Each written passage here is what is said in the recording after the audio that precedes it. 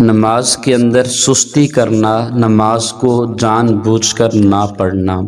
نماز کو چھوڑ دینا، نماز کو ترک کر دینا، اس کی بے شمار سزائیں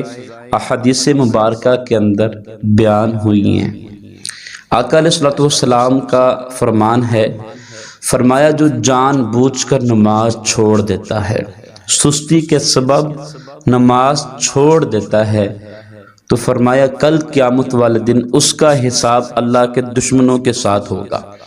اس کا حساب فرعون کے ساتھ ہوگا، اس کا حساب حامان کے ساتھ ہوگا، قارون کے ساتھ ہوگا۔ تو کتنے دکھ کی بات ہے، بندہ نماز کے اندر سستی کرے، نماز نہ پڑھے، اور کل قیامت والے دن ان کے ساتھ کھڑا ہو جو اللہ کے بھی دشمن ہیں، اللہ کے محبوب کے بھی دشمن ہیں، اور دین اسلام کے بھی دشمن ہیں۔ ہماری تو آرزو یہ ہونی چاہیے، ہماری تو التجا یہ ہونی چاہیے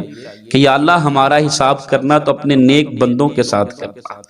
مالک ہمارا حساب ان کے ساتھ کرنا جن سے تو بھی راضی ہے، تیرا محبوب بھی راضی ہے۔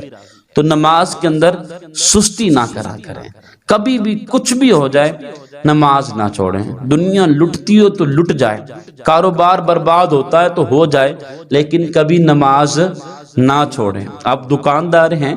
تو آپ کی دکان پر گاہک آ گئے، ادھر سے رب کا بلاوا آ گیا، تو کسٹمر کو چھوڑ دیں، اللہ کے بلاوے کی طرف چلے جائیں۔ آپ ایسا کام شروع کر دیں کہ کبھی بھی نماز کے اندر سستی نہ آئے، کبھی بھی آپ کی کوئی نماز نہ چھوٹے۔ آپ 5 وقت کی نماز کی عادت بنا لیں، کبھی بھی نماز